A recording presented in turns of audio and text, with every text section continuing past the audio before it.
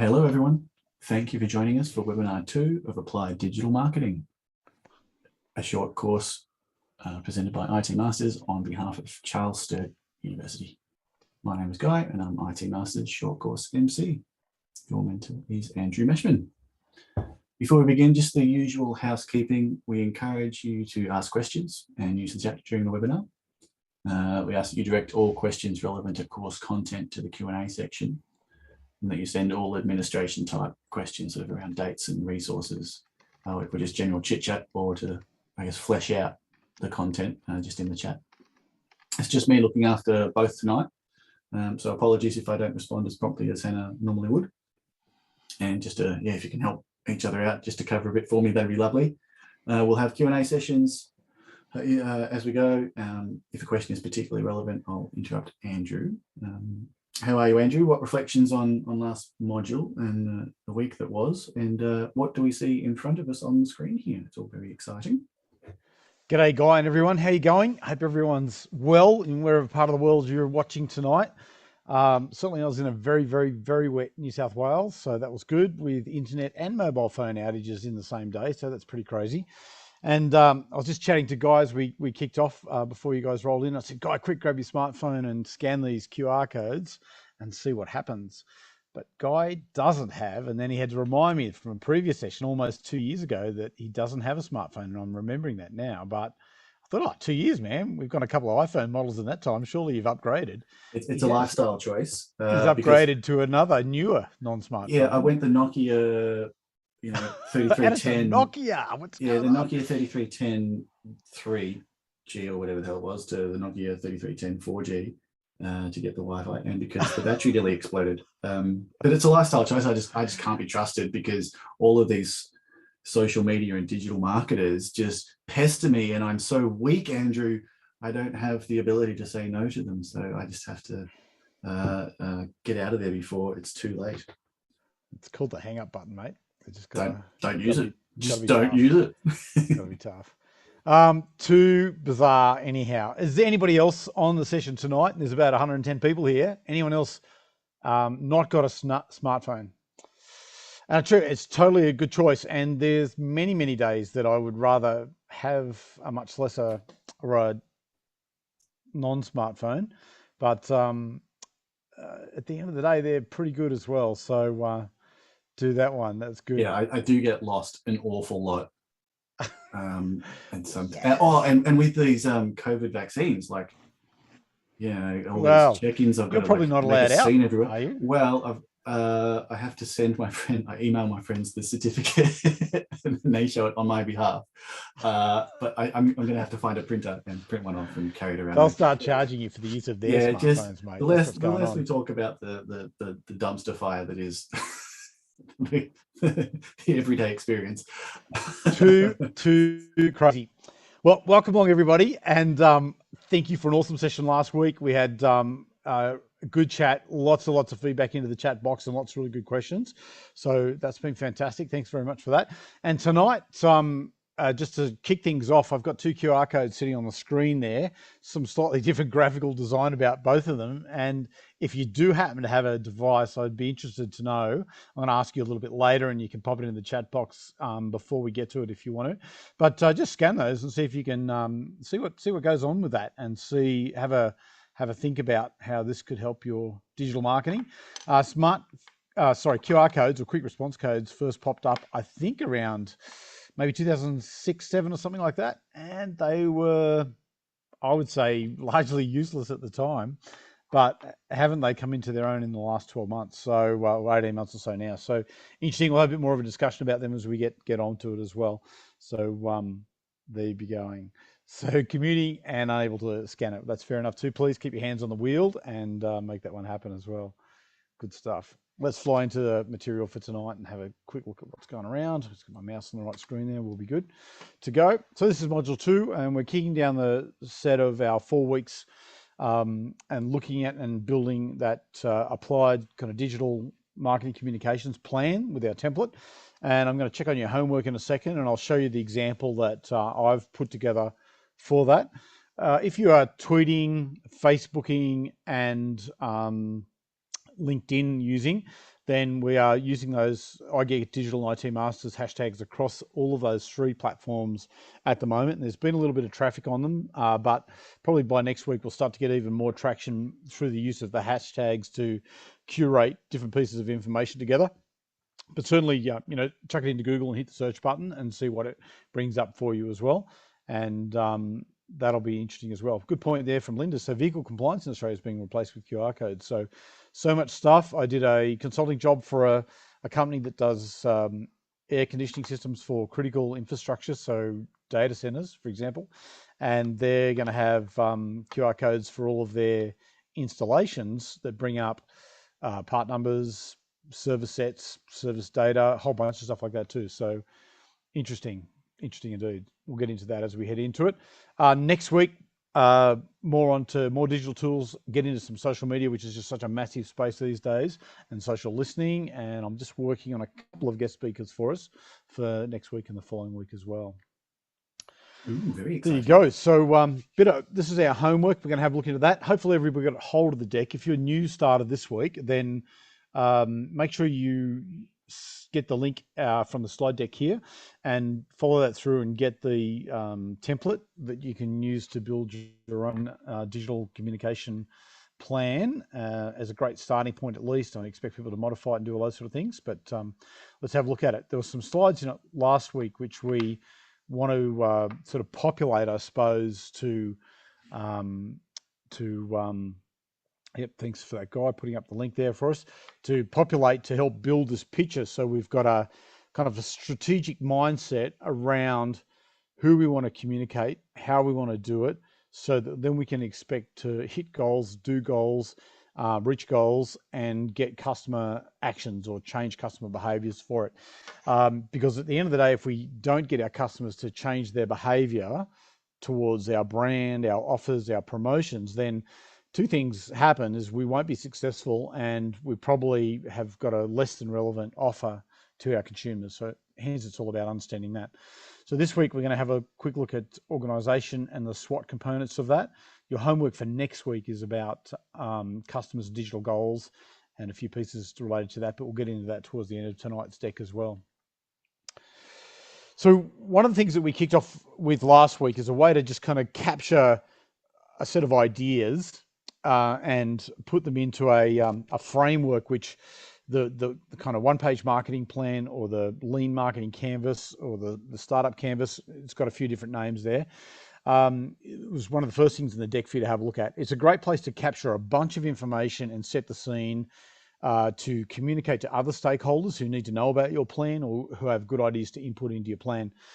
I'm going to let you in on a kind of a startup idea I have. It's far from well developed, but it's been kicking around for more than 4 years now in my mind and on my whiteboard in my office. And I've presented it to a couple of people, but I haven't really been able to go much further with it because I need a major partner like a Google. Would have been good back in the Google Plus days. Would have been, in fact, very good, but I couldn't reach into that organization to even talk to anyone.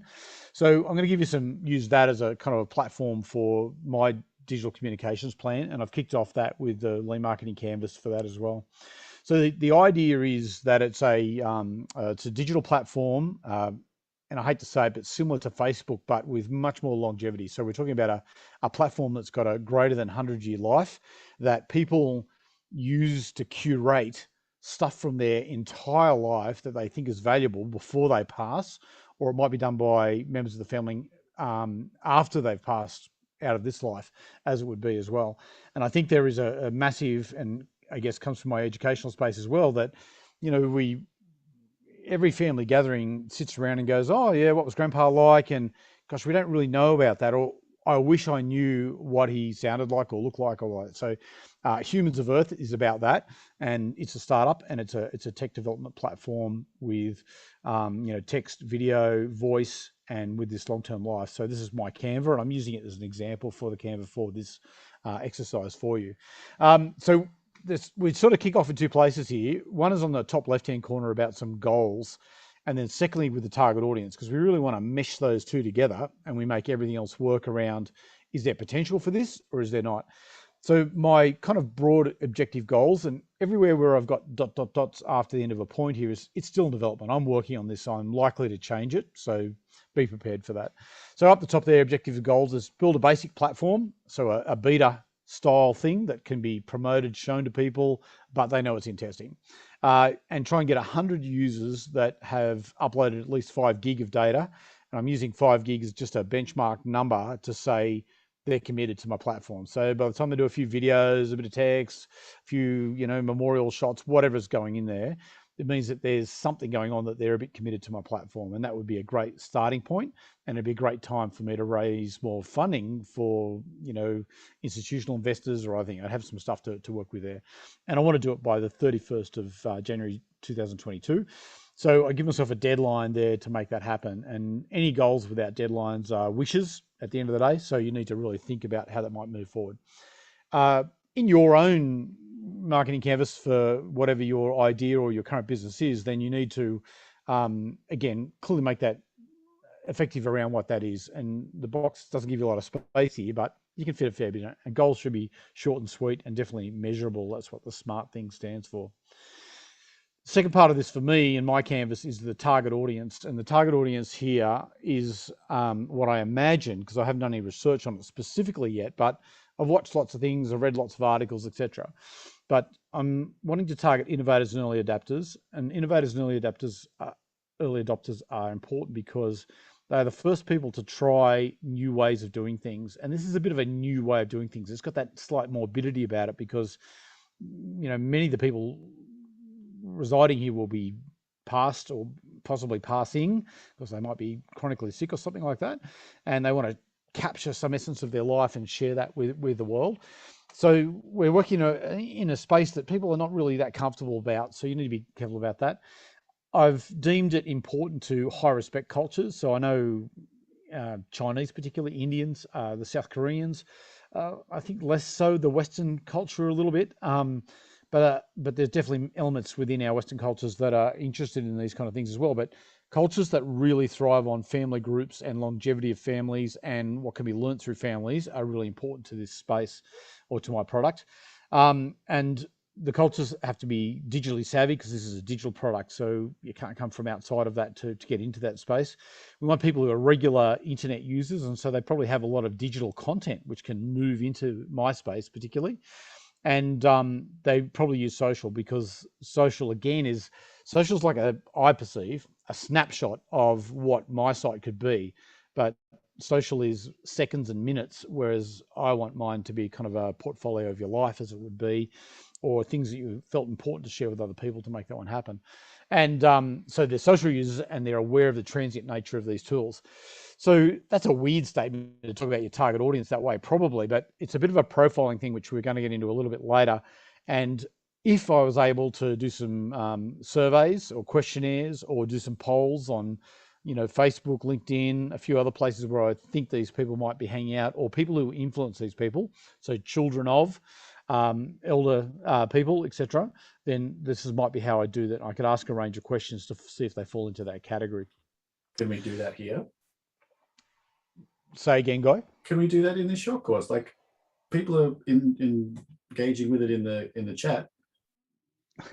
Yeah, exactly. You could certainly do that, and people go, "Oh, yeah, I get that," or "I would like a really a more a platform with longevity and less of timeline issues to highlight my achievements in life, for example, etc." So yeah, there's lots of ways you could do it, and people could, in fact, pop into the chat as we're speaking some of their expectations for a product like this, as it would be as well. Yeah, So I don't know. Like I to the extent that it would help, you develop your idea and also augment the content. I reckon let's go nuts and see what we can do with it. So maybe I can, in fact, even pop up a separate a survey maybe for next week, which we can we'll do all sorts of stuff. That's cool. Too. And I like Gregor's point there about the entity. There's a range of alliances which could really work well with this. I feel anyhow to give it again that longevity thing and anchor it, and it'd be pretty cool thing to kind of leave behind for other generations to share as well. So that's it.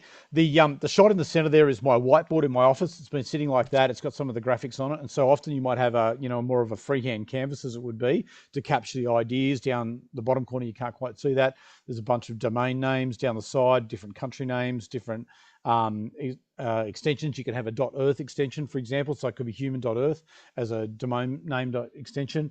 There's a bunch of other points about having potential celebrity profiles. So, for example, Dylan Alcott may not want to necessarily do a profile, but we could have a publicly sourced, like a Wikipedia style, Dylan Alcott kind of profile with video footage, stories, awards, Olympic medals, and all of those kind of things as well, which could be adopted by him, or it could also just become part of the public face. I don't want to get too in-depth into my idea because it's more a demonstration of how we fill the canvas in to make that happen. The third thing I want to point to is the channels. How are we going to get to these people here? So this is a direct-to-market opportunity. It's kind of global, so the internet is the ideal platform to be able to reach that. So I've captured in those first points. I've talked about stakeholders because, as somebody's mentioned there in the list, that grandkids could be really important stakeholders in this kind of process. And in fact, the tech savviness of grandkids could help move other parts of their family relationships into a space like this as well. Solicitors, other people who do succession and maybe estate planning, those kind of things could be important here. To a lesser extent and a little bit more immediate through funeral directors. And funeral directors and stuff already have different short-term tools to host YouTube, but there's not much going on. It's very piecemeal, and there's nothing exciting in that space too.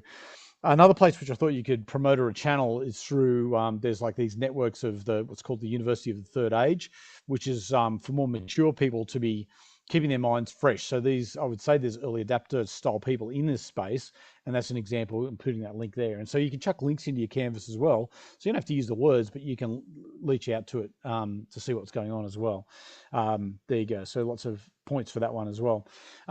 Moving back to where are we now? Humans of Earth, it's a startup for sure. It's need of tech development platform with those kind of things.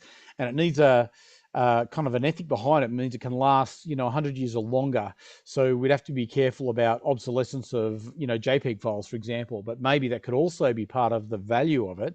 The fact that you take your JPEG files, which in 2030 are no longer readable, and we can migrate them to a newer platform for you so that they're still available and visible. And as VHS tapes are nearly unreadable these days, then you could migrate technology as it moves on through this platform. So that kind of be cool as well. So thinking about that one. Core brand values, tool to preserve and archive, share life journeys of all humans and families for future generations. So it becomes a family guidance mechanism. It becomes a learning mechanism. It becomes all sorts of things to make that one happen. Competition, I'm a bit anti-competition as it would be. And I'm saying there's nothing quite like it. It's not Facebook for sure, but Facebook has got lots of the parameters about it which could be useful here, so it'd be good to know. As I said, funeral providers are doing a bunch of kind of more short-term cycle things, so that's kind of interesting as well. And they're not really competition though, so we're going into a new space which is going to be done differently, and it has to have a much longer-term vision, so do that. My anti-competition stance is all about, if people get obsessed by competition, then they can never really jump out of the shadow of that, and that's a bit of a problem for them as well. Just jumping back over again to key metrics, so some stuff I might put into that slot if I needed to would be things like how I would measure success in this space. Short-term numbers of signups would be great. The step from signups is people who've actually uploaded some, cherished content to this space. I think that's a sign of commitment. We can measure time spent on the site, so creating, curating, loading, that would be valuable to us as well. And certainly maybe we have a survey at sign up and we have a survey at end of week 1 or at the end of 5 gigs of uploads or something like that. So we're a constantly learning organization looking to improve what we've got, and it's the tech space, so you can move it pretty quickly. So these are just my ideas, thinking about it, sharing with you as an example of how a canvas can potentially work. Down the middle of the bottom, we've got a timeline there. I've just used a smart art graphic in that space there. We've got 3 phases at this stage here. We've got a kind of a marketing brand development, the platform development, and testing phase. And you could test it with close friends or with colleagues, etc. You could get stuff going on that way. We then move into a beta launch and a customer production type phase. So you may invite people, and I guess Clubhouse did this because the only way to get into Clubhouse early days was through an invite. And they're using that to test, get feedback, get a bunch of stuff going on, start to build relationships so that they can grow the thing forward. And then I've got a kind of March 2022, which might be extremely optimistic, go live. But again, the graphic for me is an important part of this canvas because it helps communicate to people who might look at it, like you guys, and you can tell me straight away whether that's valuable or not.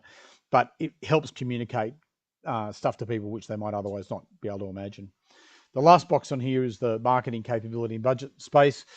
So we're talking about paid, earned, and owned. We're getting into that in a little bit later, but paid, we got no money. It's a startup, limited. So we're going to maybe focus on some relevant social tools. We're definitely going to do stuff around our basic core website to make sure that it SEOs as best as possible can for the amount of money we have. And because we know that there are, an interesting kind of innovative, early adopter type target audience, maybe there's some specific places we could slide into which would earn value for us as well. We're probably not going to be able to use much earned material in the very short term, but the first time we get some testimonials, the first time people develop some really excellent sites, which they don't have an option of making it public or private, we could use that for testimonials to drive our SEO position as well. And then in terms of owned, we'd have, Twitter, Facebook, LinkedIn, possibly Instagram. I'm not convinced on that one yet. You guys can let me know if you think that's a good idea or not. And we certainly, because we know Twitter is very powerful at lots of early adopters, innovators use Twitter to find new ideas. So that is why Twitter would be the great place for the initial launch to make that one happen as well. And then we'd encourage sign up. So it'd be a drive to sign up being the first action, and then reward for that next step in use as well. And as Adam's mentioned there, that the trajectory over an extended long period of time, and I think for me, part of the sign up the sign up goal would be to, you have a primary person who signs up, but they have to list 2 or 3, and this is where the ancestry thing could be valuable, 2 or 3 other family members as fallback. So if the initiating family member falls over, departs, or it's their site and they're already 80 and towards the end of their time, then there's somebody else who you can talk to take it over the site and keep it alive, and hence you get your 20, 30, 50, 100 year life cycle out of it as well. And that's where my original idea is, if you could reach a Google, somebody who deals in lots of relationships, as Facebook does, but I don't think it meets the goals of authentic and strong, and which I'll talk about in the next slide there, by dealing with an organization like that particularly to go ahead. So there you go. That's an example of a canvas. Hopefully that's of use to you. It's an idea as well that's expressed in times of the canvas, and we're going to use that to make our way through the rest of the plan as we go through different pages as well. Pretty there cool. You go. I really like it, and a lot of people in the chat do too. Real interesting, man. Excellent. It's such a novel idea when you talk about it in terms of the death and dying aspects, though. It's a bit confronting for many people, but then in hindsight, for those people, you get to leave something far more maybe valuable behind than that's translatable across generations and a range of things. So who knows? We'll see where it takes us. So the first slide, again in our template deck, is about after the canvas is about the organizational kind of vision, mission, and values. And so this is a startup, so it's a sole proprietorship at this stage. It's a kind of growth hacking model until we can get some other investors, more than likely. And so that these other investors might be definitely in the tech space, somebody who can support that, or somebody who can, blend together what's clearly existing at the moment, video, document storage, file handling, front-end interface kind of material. So the vision, though, is meant to guide us into the future. So vision is to provide a platform and a community, so people, who are part of this will have some shared experience to learn and grow and role model from experience. And I'm just trying to think. There's I think Peter Fitzsimmons is about to write another book about a guy. His name, I think Peter Fitzsimmons has written 3 or 4 books. Someone might know the name of one of them there, about famous Australian, Scott of the Antarctica. There's a few things like that. Anyhow, across the 3 or 4 books he's written about these Australian kind of people from the First World War to the Second World War, this one name keeps coming up and nobody really knows who he is, but he's in each of these books in different roles. So there's a bunch of stuff going on about that. So that's the role model experience, is to be able to share your lifespan, your life story, rather than have it to be discovered by other people. Our mission of this business then is to build a platform that's easy to use, because customer experience is everything. And if it's challenging, I've got some stories about challenge from today, it's going to not be adopted very well. It's a global platform, hosting and sharing documents, videos, pics, audio, links, and it promotes capturing your lives for and of family members for future generations, and for reference and for future generations. And the values of this organisation, as I feel it and see it at the moment, would be about, it's got to be authentic because it's about real people's lives. It's got to have a lot of clarity about, it's clear and simple to use, and the stuff on there is easily translated into potentially, different times, as it would be as well. It's got to be a trust building place because you're putting a lot of personal information there, and it's got to build this community around it so people want to be part of it. And I think to a certain extent, Ancestry.com's got, a bit of a community about it. People talk about their involvement in that, what they've discovered in that, and what they've found with that. And this is just a different space in that space there. So that's, if you've done your homework and you've done your mission, vision, and value stuff, that's again the kind of thing about what's going on there. Thanks for everybody who's helping with the extra explanations in there about SEO and SEM and the vision, mission stuff. Thank you very much for that. And that's really helpful in terms of making the story happen. But the first, this slide in your template deck should look a lot like this. That'd be great. So again, the next slide, which we're moving on to, is about the strengths, weaknesses, opportunities, and threats. And I've been pretty basic here because it's just simple and easy to catch it, so you can do that. So strengths are things that you can control yourself, and so that you can take to the party, that you can leverage, that you can get on to the stuff to make that happen. Strengths for me, this is a new idea, and I think it's in a reasonably clear space in terms of how this idea is formed, and certainly in my naive entrepreneurial space, that would be true for me. Other people might go, oh, there's 1,000 things like that, but they're just a bit different. But for me, as an entrepreneur behind it, I feel that it's got its own space. It'd be designed and built from the best customer experience benchmark. So if you think about, and for me, shopping on the Iconic, awesome experience. Shopping motorcycle parts out of Rocky Mountain in Colorado, awesome experience.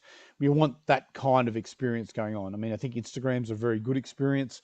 There's 1,000 platforms which are bad experiences. So we're looking to use those customer-based benchmarks about what is a good experience to drive this forward. Strengths, again, is the brand and the ethic behind the brand. It's going to be good. And the platform to curate with quality. So it's, again, that's a differentiating factor for me. And so I'm saying it's a strength that we're going to take to the market, and we're going to use it to attract customers. Weaknesses, flip side to strengths, but they're internal, they're my problem, and that way I can fix them if I need to. So weaknesses are very much about that.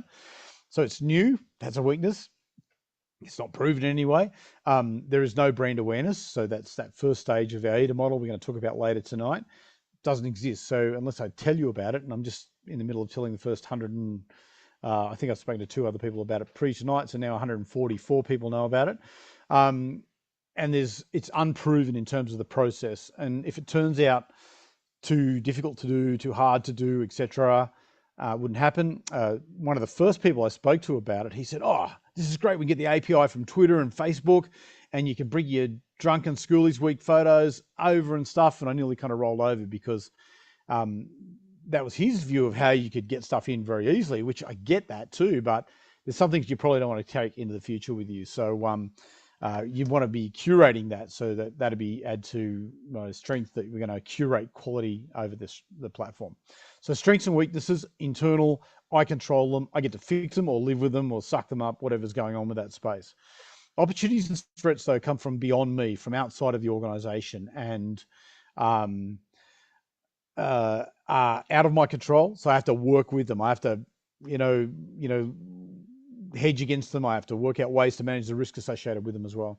So opportunity for me, and I always like something about customers in here, is that families and individuals wishing to document beyond their Facebook feeds as a, kind of a minimal benchmark there. Lives will live for future generations and current reflections. This is the opportunity for me. So that's got a very customer focused opportunity, which I don't think is being met now. So unmet needs. And then on the flip side and the downside to this is threats. So large players proposing solutions in their current models. So if Facebook's decided to flip to this, they could flip to something like this in a moment. They got 2 billion, close to 3 billion unique users. And so there's 3 billion people, or nearly a bit under, say 40% of the world population, they could launch this to in next to no time. So they could crush a startup in a second. So there's large players with momentum in slightly different areas, but maybe don't know how to do that. So you have to stay aware of that to make it happen. So threats capture that's out there and it's happening. There could be issues with privacy requirements, maybe down here, maybe in the future, maybe in the EU, maybe more in particular zones of the world about stuff and about sharing information if that was going to be the case there as well. And certainly the other threat is obsolescence issues. So for example, if you can't open a JPEG anymore, if you can't use a VHS or convert a VHS tape or a piece of 8mm film anymore, if the same thing, so JPEGs go onto my site, if MP4s go onto this site, and you can't open them anymore, then that's a problem. But it might also be an opportunity for me to be a provider of services to keep your digital archive fresh and available to future generations. Yeah, there you go. There's a little line there anyhow. Henry's just asked a really cool question in the chat. How can brand be both a strength and weakness, given the weakness is how new the brand is?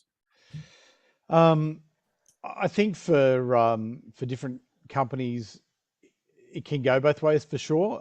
Here, the fact you got a new brand and you love it's nice, and that can be a strength for you and motivating for the team and the company, but it's a weakness because nobody else in the world knows about it or can value that particular brand.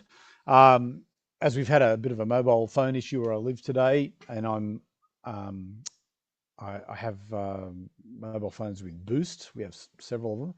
And Boost uses the Telstra services, actually owned by Telstra, but up until today, I didn't have to deal with a single Telstra person. So I'm excited about Boost, great brand, but I'm disappointed I have to deal with Telstra to do it. So, but their network in Australia is very, very good. And so again, I'm putting the Telstra brand, for example, in both boxes there. I think it's a benefit for some aspects of my life in terms of the coverage, but it's a negative in terms of having to speak to or deal with even chat bots on Telstra to make that happen. So I think it can go both ways there. At the end of the day, you'd really want your brand to be performing well under all the aspects of strengths for you because you own it. You're going to cultivate that brand. You're going to promote that brand in the places you want it to be. So there you go. That's how I sort of see brand fitting into both places there as well. Any other questions about how you'd work a SWOT, guys, or you'd like to add to a SWOT? Nothing in there yet, but yeah, feel free to chuck the questions in either chat or Q&A. I've got them both open tonight. Have you? There you go. Actually, I haven't got the Q&A one open, so there's nothing in there. Well. All good. There you go. Cool. So that's your homework from last week. I'm sure everyone's done it. Put your hand up if you've done 100% of your homework. Thank you very much. No one's lagging here in our bad non-attending school COVID year. I'm sure everyone's all over the top of that. And I'm sure none of them had such a nice idea, Andrew. Of not doing it. There you go. No, if you're, I'm really into this. I'm easily pleased, but I'm really digging this idea. The opportunities seem limitless. At least for me, I've done my homework today, so that's been good. But it's been a busy day. Yeah, thanks for hands up there. Well done. So tonight we're going to talk more into, getting the integration between these things, different headings we've got here. So digital tools.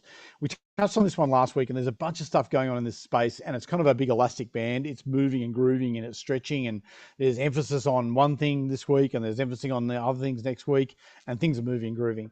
I'd say if there's a space where things are moving massively in digital tools, it's got to be around social media, and social includes anything where there's kind of any two-way interaction. So chat is at the moment falling into social media style tools, and so there's a lot of stuff there. We're seeing new social platforms being launched. We'll get into that next week a little bit more happening, but I've left it at the heart of this is the website, and the websites have been around since about 1998 or so.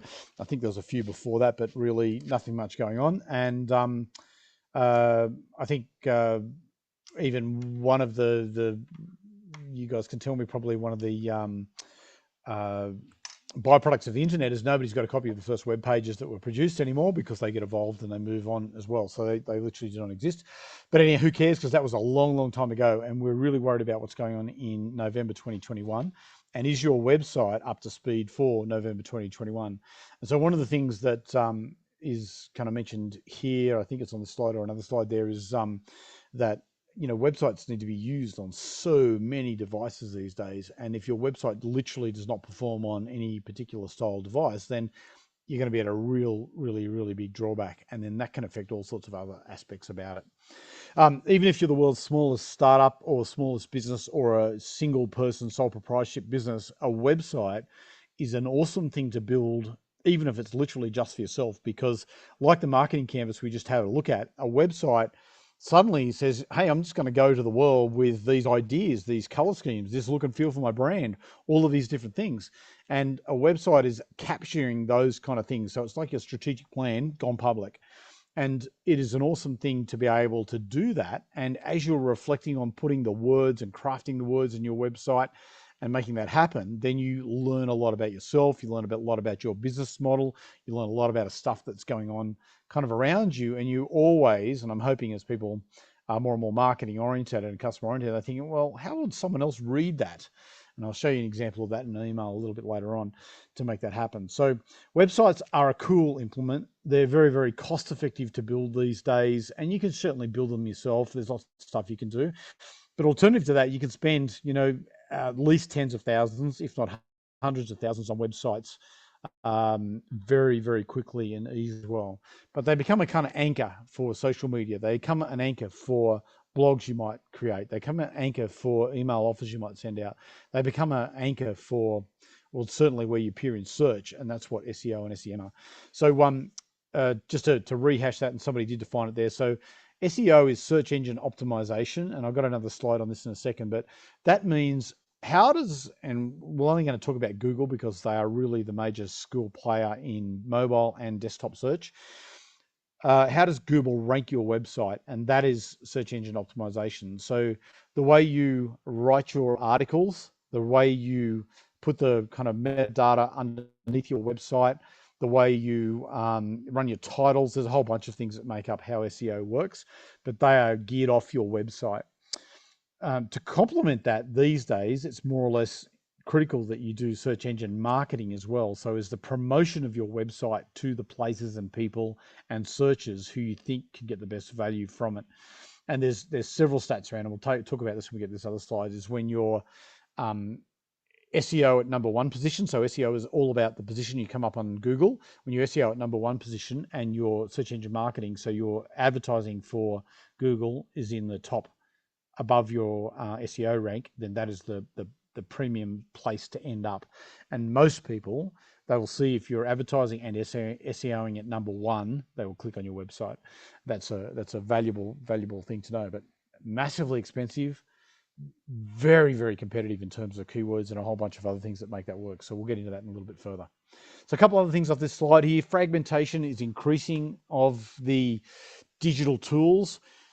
These days, probably over the last 2 to 3 years, you could run a purely e-commerce based brand via Instagram, have no website, have nothing else. They can host that themselves. They can do that. A lot of the big social platforms are doing more and more in e-commerce so that you don't have to go beyond that. And that might have benefits for you because you could run a brand particularly targeted at Instagram style users of a certain type and run it in that space. You could do stuff within TikTok or Snapchat and you could make that happen. You could do it across Facebook as well. So this fragmentation is massive. And what it means for marketers though, is that people are everywhere. People are likely to be quite picky about where they're buying from or what they're doing or where they're getting information from. So you have to really understand your customer well to know where they're going and where they're spending your time. More on that a bit later too.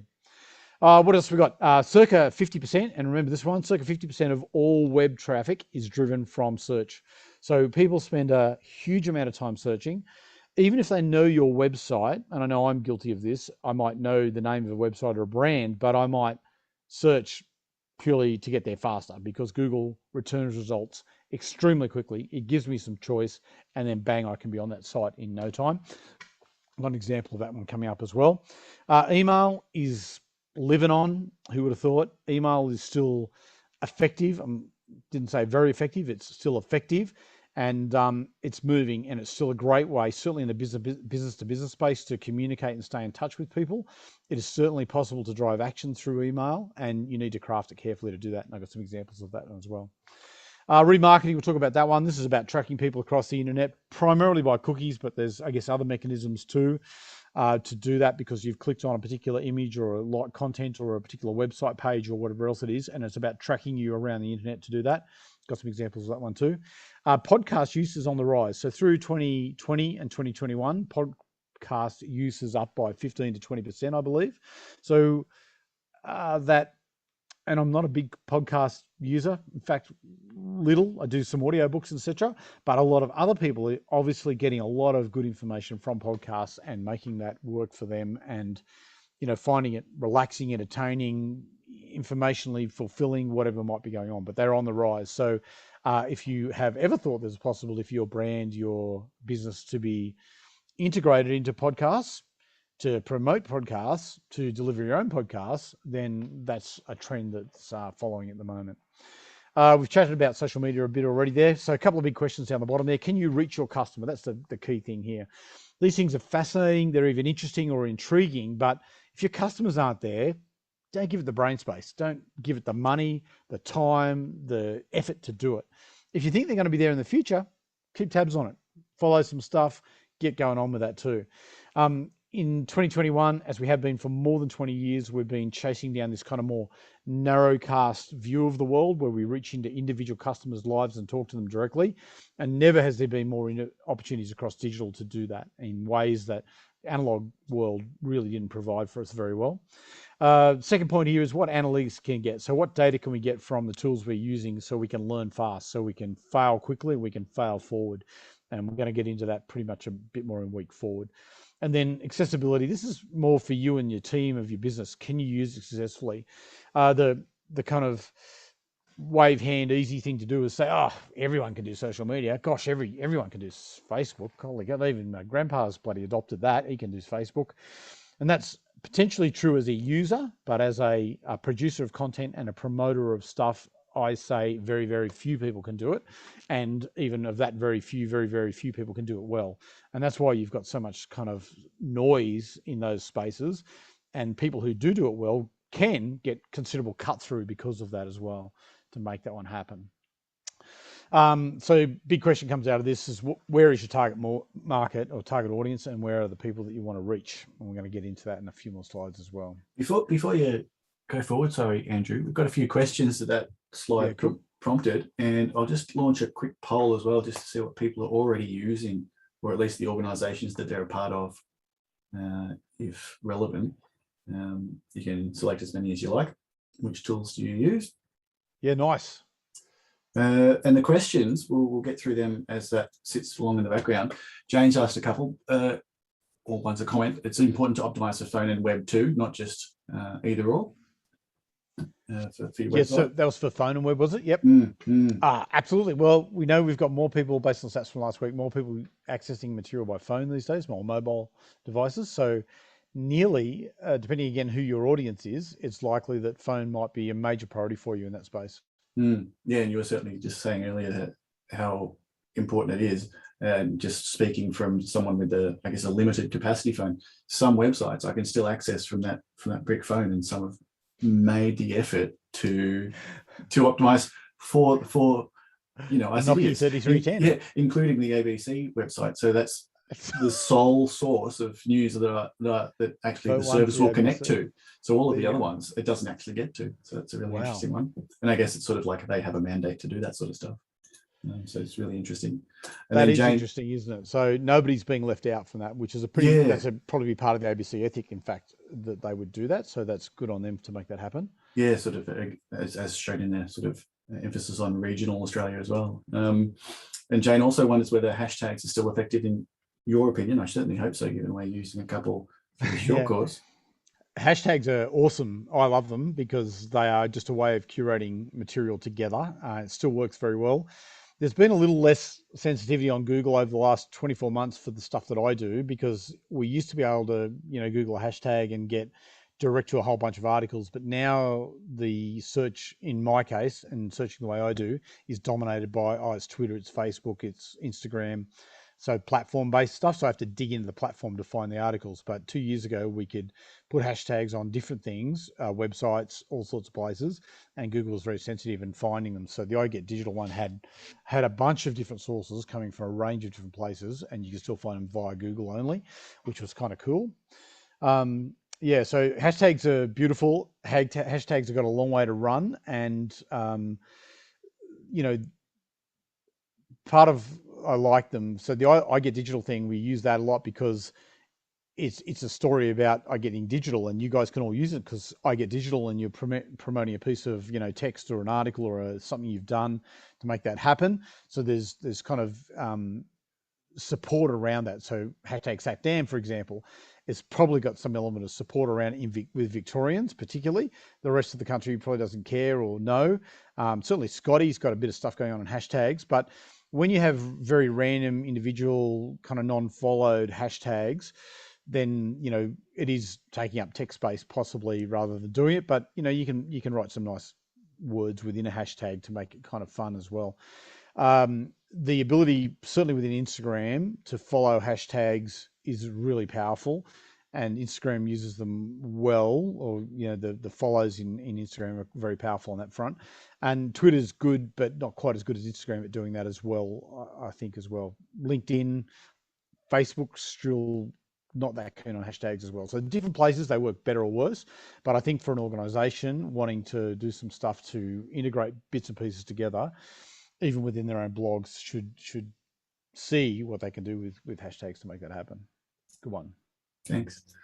Sharon's asked, what are the best software options to use to build your own website? And this is a perfect forum question. This is all about context, I think, where it just sort of depends what you're after, depends on your budget, depends on who you're targeting. So this is where it's like, all right, well, tell us what you want, what your budget is, why you want it, and we can really go through it. Any brief comments, Andrew? Probably what I would do is have a look, because in different parts of the world, different tools will be available to you. There's a bunch of free website building platforms. My own website is hosted on WordPress. It's really good, and you don't know that it's come from somewhere else. I'm just trying to think of the other one which has been used a lot in Australia, web something or other. I'd have to just do a quick Google search to check what that one is. But let me come back with some answers on that one for next week. There's a lot of tools for building websites. They are largely easy to use, and even WordPress for me, Weebly, it's good. Wix, there you go. That was the one I was thinking about. Thanks, Amy, for that one. So lots of different things, different capabilities. When you start to go to e-commerce, it sort of steps it up a level, and potentially cost as well. And then if you want to get some kind of stock integration and other things like that, then you're starting to lift the lid. But if you want an informational website with the ability to have a kind of a blogging tool, which you can share to social media platforms and capture that, then there's lots of easy options. And there you go. The guys are just pumping them into the chat scene there. So okay, check that one out and have a look at that one. Good question, that'll be really good in the forum. People can give a lot of context to it. Last one for now. We'll come to yours a little bit later, Tracy. Earl asks, many of these tools, it seems they'd work well for B2C marketing. Any advice on which of these or others would be suited to B2B marketing specifically? I think for B2B marketing, lots of things, the same things apply. You've got an audience who you would like to learn about your business and be able to do business with you so that they can serve their customers. And I think one of the things that's been apparent to B2B businesses for quite a while now, though it's not executed by all of them anyway, is that they need to know who their end users' customers are. So their customers, who they are. And if you think about it like that, then you need to think about how your website should look and feel so that you can impress not only your business to business customers, but also potentially their customers. If they look and they want to go and see your ISO qualifications, if they want to see your manufacturing techniques, if they want to see the skills of your lawyers or consultants or whatever it is, then think about how you present yourself in that space as well. And probably a good example is, lots of service-based firms, law firms, etc., all about people. So there's a website can promote people for sure. And then also if you're a manufacturer, you can promote your techniques and skills and equipment and machinery, and show why your quality is better or different. There's 100 reasons why you do it. And so I can't imagine a business to business that would not have a website for sure. Absolutely, nearly in any single case. And these days, people have been working from home for ages. They're not going to any business to buy parts to input into their business. They're doing it online, and they're using those platforms to communicate and manage relationships and get products and services. So have to have that. I think the big underutilized tool in the social space for businesses is LinkedIn. People join LinkedIn because they're about their business and their career and getting ahead. And some cool things happen there. There's no question about it. And there's lots of stuff going on, but there's a massive upside for businesses to be able to reach out to like-minded, CEOs, C-suite, people from businesses who are in their customer group or they would want to be customer group, and to talk to them about their products and services, or, coordinate industry bodies, or coordinate, movements for higher safety for workers, all sorts of stuff that might be going on in the business to business world. So I think good question again, and we can talk about that one as well. Yeah, good call that. All right, I'll just share the results of that poll just quickly.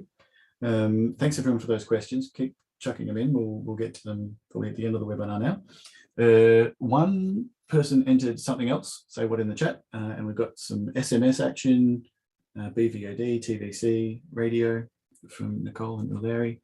So that's really good. And then, wow, 89% still using email, clear leader, along with your website and social media. There you go, it's amazing. 70 plus percent. Very few, or 20% using podcasts, wikis, blogs, forums, and 50% SEO, 30% SEM, remarketing, 25%. Yeah, really interesting results. Thanks, perfect. Ian. That's so good. And so email, which I'm sure everybody on this group today has been frustrated by at least once today, if not 100 times. Yeah, and sorry. Email is one of the most unproductive tools that we've got in terms of disrupting our other thought processes and work, but it is still a really, really, really strong platform for getting business and making that happen. And SEO, SEM, kind of SEO for sure, like why wouldn't you? You really want to search well, so it's good. And if you're using WordPress, Wix, etc., they have plugin tools that allow you to help or enhance your SEO a lot, and you'd be crazy not to be using those as well. So lots of things there which we can talk about and develop. And certainly as you're working into your digital strategy, which we're going to get onto next week, and then digital tools in the final week, these are things you're definitely going to work out. If I've got this much pie to spend, how much is going to go to SEO, how much is going to go to social, how much is going to go to having an in-house person to do social 24/7, etc., to make that one happen. MailChimp massive in email space for sure, along with some other tools there. There you go. Cool poll. Thanks for that, Guy. Let's click on to our next slide here, because there's some examples of some of those things coming up. So today I had yesterday I had an awesome email-based experience. So if anyone's heard of Vinomofo, I can have to say I have to make an endorsement of that right here now, because they do great wines. Thank you very much for that, Vinomofo. They are a quirky wine-based direct marketer, I suppose, reaching out to people, and they've been active users of different social media platforms and kind of celebrity endorsements to make things happen. They won an award, I think in 2015 or 16, as the fastest growth entrepreneurial startup of those couple of years, and they're still in existence now. And luckily for me, yesterday I just bought some wine. So within probably 2 minutes of me buying the wine, and I bought the wine on the phone. So I ring up a guy because I like to talk to him on the phone, and he's quite good to deal with. They shoot me through this email, and so the email is the header, which again is something we often sort by. You might have even some routing stuff in your email tool to route different headers. So if it's got stuff you don't want to see, it goes to the bin straight away. Thanks for that, Amy. Excellent. And Guy, for sure. It's got boom, the Vino is yours. So that's awesome. And so Vinomofo, boom, the Vino is yours, reinforcing that in the email as you can see it. In my inbox, the Vinomofo boom graphic comes up above the fold line on the screen, essentially. So I get to see that. I have to scroll to see the rest of it, and I had to shrink it to give the rest of this for you guys. And then underneath that, just to read it for you in case you can't see it. So we've got, thanks for the purchase, Andrew. We've received your payment and the order is being processed.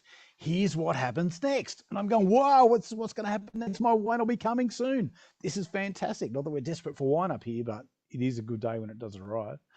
Our team at the warehouse will prepare your order for dispatch. Great. We'll be in touch again when the goodies leave our warehouse. So the kind of colloquial language, the discussion of like every business that's selling and shipping something is doing this. These guys are just making it very transparent about what's going on. And then the little bit you can just see the bottom of there due to current restrictions, because I'm not living under a rock. I know Australia Post in Melbourne has got a bunch of difficulties going on, and apparently warehouses full of my Christmas presents as well. There could be some delays with getting this product to me. So that's a single email. Cool. I'm liking that. I'm excited about it. It's really good. The second email came back to me today, and I grabbed it off my mobile phone because it was the piece of technology that actually worked for a while today. So because tomorrow is my birthday, which is the 11th of November, and James Bond is being released, and I might possibly be a James Bond fan, I want to go to the cinema. So I messaged the cinema through their webpage because no one's answering their phone. Fair enough. Go to the webpage. I'm a tech savvy dude. I can do that. So they get the email back. And what's in the top there? Metro Cinemas website, contact Thursday 4-click Bond. That's exactly what I wrote to them. So they're just using an automated machine to bring that one back. And so the exciting email address that it's come from is Bathurst admin. That's riveting. That really makes me want to go to the cinema for entertainment. And then Andrew, the first good news, or the first news is bad news. So it is not possible to reserve tickets by, and give me a list of technology here, email, online, or phone. What? This is 2021. It's a James Bond movie. It's full of high-tech shit and nothing going on for the cinema. And these guys will be sitting around going, oh, gee whiz, cinema's really dying these days. I know we've had a COVID lockdown, but I think it's going to kill us, mate. If you do better emails, you won't die. And the second part then, it is possible to purchase tickets at any time from the candy bar at the cinema. So I have to physically go there if I want to be insured of a seat, or in fact 4 seats for the 4 o'clock session tomorrow afternoon. So I was pretty disappointed for that. And then it's from Mr. Kind Regards. I'm assuming it's Mr. And it's the supervisor. So again, there's no love. And a capital R regards. Yeah, exactly. Well, gosh, there's no love in this response to my excited inquiry to be one of the first people to be a Bond viewer in Bathurst on my birthday even. Holy shit. So it's really an average email. And there is so much that these guys could do to that, not to mention stepping up where you could get tickets from in 2021 to see the preview of a particular movie. And the other guys, they're doing wine, mate. Everyone's doing wine, and Vinomofo have made wine exciting. So it's pretty cool on that front, and I do like that. 2 examples of some email, and I'm probably saying waffle on a bit too much with that one. So there you go. All of you guys would have exactly. And for Mark, if I lived in a place where we had competing cinemas, not in rural Australia, I'd be set on that front for sure. Anyhow, that's just a thing. I just applaud all of you guys. Next time you're writing an email tomorrow morning, get an awesome line in the header. Dear friend, hi, how you going? Be friendly, be nice, reach out to people, engage them in your email, rather than giving them another excuse to go and find a competitor's product to do whatever they're particularly looking to solve with that problem. How about, dear Andrew, happy birthday tomorrow? Well, and if they'd put a sell on that, they could have had that information pretty quickly, or if they were super excited, they could have found that data somewhere else more than likely. We'll be so hitting you up on the socials tomorrow, Andrew. I'm a bit concerned about Rob, though. What's going on, mate? That's had email for at least 2 years. Good stuff. So here we've got a bit of website SEO, SEM thing. So another brand which I do love in the digital environment, which has got a great story behind it. And thanks to Sharon, who talked about the Vinomofo stuff up there as well, is, thanks very much, guys, is a website SEO and SEM. The Iconic is a great story. The Iconic was a startup, maybe, I don't know, 2010 or something like that. And they're up against the might of Maya and David Jones, who who had just finished harassing their PR person. I think David Jones, that was their problem. And he had both of those organisations, which dominated clothing retail in Australia for close on 100 years. They're hopeless online. They're hopeless in the digital space, and they still are. And in fact, I was going through some stuff on YouTube today. So I was watching a preview of a new motorcycle, trail bike, dirt bike, in the dirt bike, and a Myer ad came on at the start of that film. What is a Myer ad doing at the start of a dirt bike film for me? You know, there's all sorts of reasons why it could have occurred there, but it's clearly inappropriate to make that one happen. So there you go. So Myer and David Jones, big retailers. Iconic comes along and they blow the doors off Myer and David Jones with customer service, with speedy delivery, with getting what you want, with if you don't get what you want, we'll take it back today and we'll send you a new one out this afternoon. Like there's amazing customer stories about how the Iconic has used their digital platform. They're a virtual business. You can't go to a counter anywhere and get stuff out to people. And certainly back probably 2014, 15, 16 or so, if you're a shopper in Sydney in the CBD, you could get something delivered before lunch. And we have this great story of a girl who had a dress. She wanted to wear it on Friday night. She ordered it from the Iconic. It got there before lunch. The color was wrong or the size was wrong. There was one thing or the other was wrong with it. Wasn't going to work. And they had another dress in to her work before 4 o'clock that afternoon in the right size, right color. They had taken the other dress back from her and they had refunded the money for that, and she had paid for the second one again. So it was a seamless customer transaction, and the person who wanted to go to an event on the Friday night had the beautiful dress that they wanted to wear, and an awesome customer service story coming out of that. So there you go. That's my Iconic rant for the night. It's really good. So if you're looking for retail experience, try them out, test them out, and make it happen. So they have a really great website, the Iconic. It's easy to navigate. If you haven't noticed, there's a bit of a click frenzy thing going on. I think this is a kind of I don't know if it's a global campaign. It's certainly in New South Wales. I have got 3 or 4 people hitting me up with click frenzy opportunities. And I suspect that they're trying to preempt sales for the Black Friday, Black Monday weekend, which is coming up, in about 2 weeks or so, I think it is. So that's what click frenzies might be about this week. Big discounts up to 30% from a couple of different sites that I'm looking at the moment. And in the Google search piece there, which you can see, then that's the SEO and SEM thing coming together. So I Googled their Iconic. I didn't even in Google the Iconic or capitals or www.iconic. I just Googled Iconic. And this is the page that rocks up there. So we've got an ad for the iconic.com.au, and we've got their current offers. So it's nice and fresh, shows you where the 30%'s off at, etc. Bunch of stuff going on there. And then so that's the top part of it, the ad. And then they also own the right-hand side of the screen there with some more things, but with graphics showing the dresses, etc. Click on, take you straight through. And then the first organic result is the Iconic's website with their material there. And I've cut parts of it off, but it's got women's clothing, men's clothing. It's got stuff that's on sale. You can click directly into different part of it. So you can get to where you want to go with. So it's kind of quite well done, as it would be as well. When you go to the website, and that's just on the corner there, the chat box come up, $20 off your next order over $99. So there's some extra offer, and offers like this are about driving action. So instead of me leaving the page and going somewhere else to Myer or David Jones, for example, then $20 on 100, I'm going to buy a $130 pair of jeans. It's a bargain. Let's go that way and make that one happen as well. So these are going on. So a couple of questions just sliding up there. This is happening kind of live there. So like Maggie's point there, under promise and over deliver is the motto, I believe, and they're certainly all over that. They make quite good promises, but there's always better. When you unwrap, when you unpackage, it's good. If there's a drama, they help you out. They're kind of good like that. So it's all digitally based and backed up probably by good people as well. So click frenzy seems to be happening all over the place. So there you go, succumb to a Kogan click frenzy. Yeah, so that's kind of the buzz, and there's probably some chat going on around marketing circles about click frenzy, and maybe it's happening to preempt those Black Friday, etc. as well.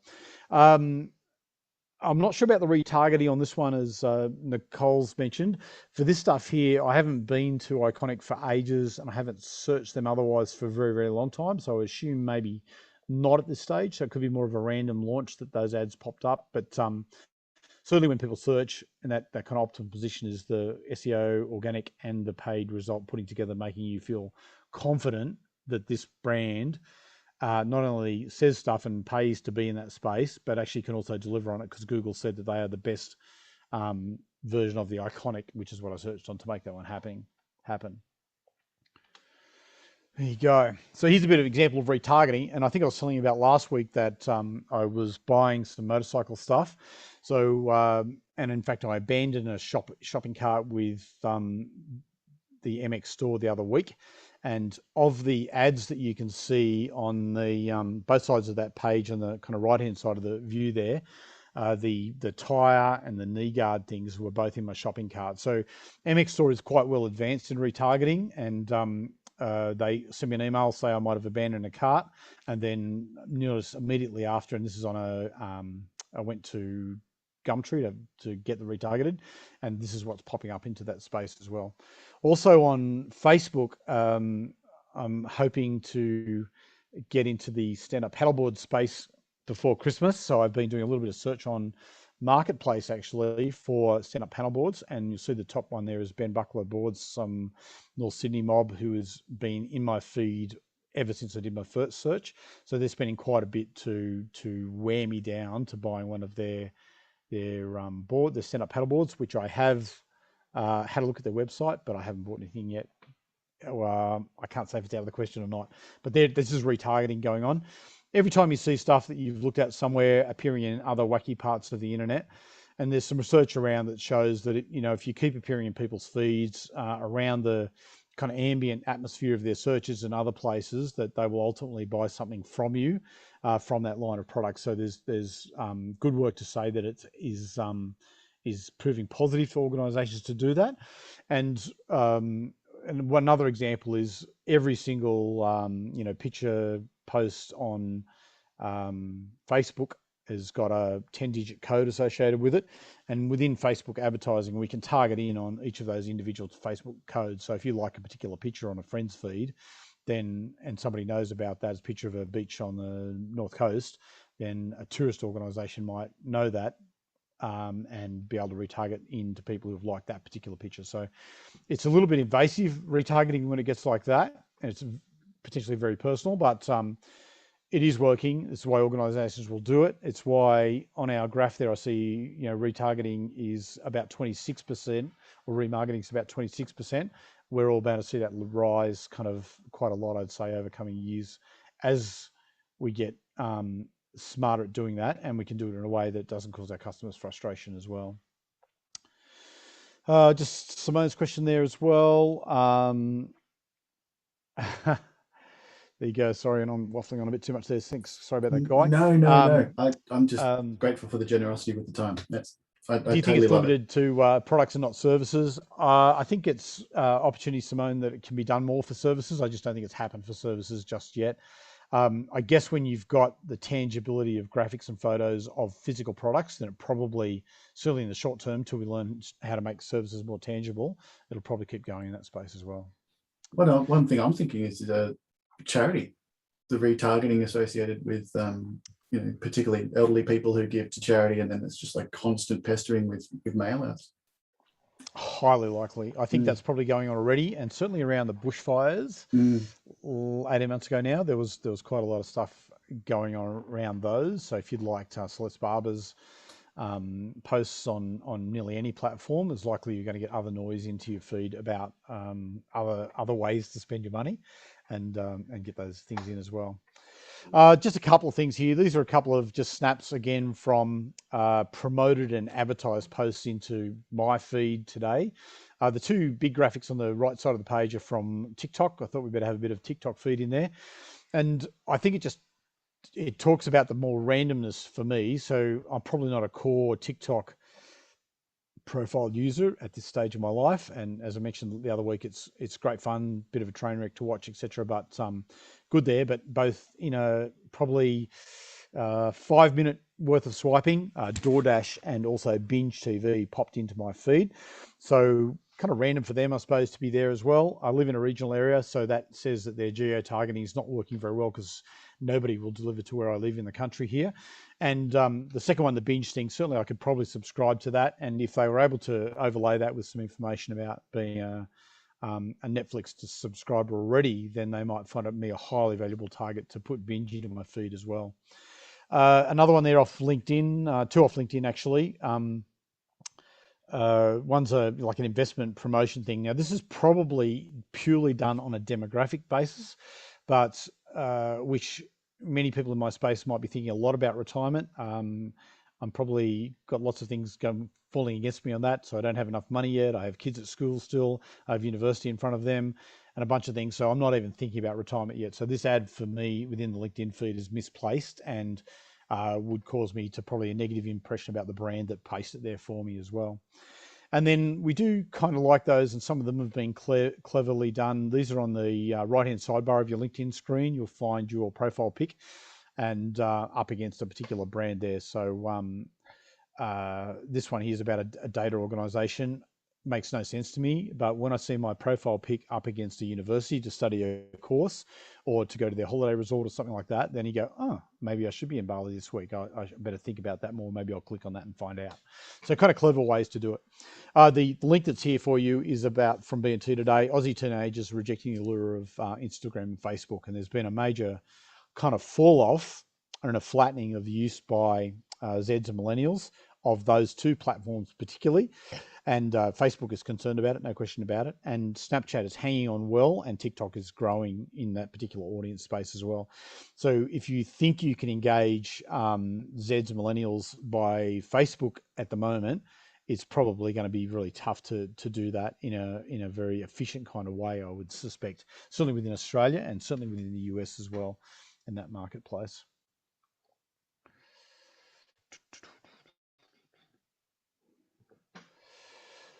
There you go. So Cherie's just written a note there about what the Iconic's doing. So I think have you looked at some of the code or some of the material behind the website there to say that they've got a lot of stuff going on in that space. So they're learning and they're using data to learn really quickly about who's going to the website, who's perusing it, who's engaging it at some level, and then being able to move it forward to do that one as well.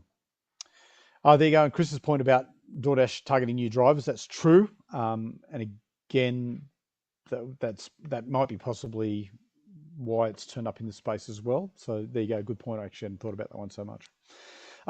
This next page here is about changing customer needs, and there's a great article also popped up in B&T just today, which is beautiful for us, as that it reveals that lockdown has made Aussies more conscious consumers. This has been an ongoing argument for more than 15 years or so, that Australians are changing the way they shop. There's a lot of stuff happens here. The research tells you that Australians are changing the way they shop, but then Australians go to shops and don't represent the way that they say that they would like to shop because it's on sale. It was available there. It was in the checkout bin at the end. There's a bunch of stuff going on, which means that people don't always report what they think is important and then shop in the same mode. So about recycling, sustainability, and a whole bunch of things. Nevertheless, it's clearly a trend for Australians to do that. And probably over the last 18 months or so, Australians have had more time than ever to think about what's going on. And then quite unbelievably over the last, nearly the duration of this course, 2 weeks or so, there's been a major change of the kind of high level media narrative about issues of climate, sustainability, environment, electric vehicles, hydrogen, and a bunch of stuff going on. So this is a kind of a moving feast here. And in some ways, the change towards the attitude towards sustainability is a macro environment issue. And people who are on the edge of that this week have probably moved a little bit closer into that space. So if you've got aspects of your product or service which are about more sustainability, it's likely that you want to bring those messages closer to the surface to promote those to those consumers in that space there. So there's a good read there. Have a click on that and have a read of that one as well. Another thing that changes for all consumers is life cycle needs. So Gen Zs and millennials at the moment probably not big in the family kind of way, but as many people in this group will be able to tell me, is that your life changes substantially as you maybe develop a family, as you enter into relationships, as you leave relationships. as you scale up in housing or where you live and those sort of things. And these are a little bit more predictable in terms of understanding why customers' needs are different.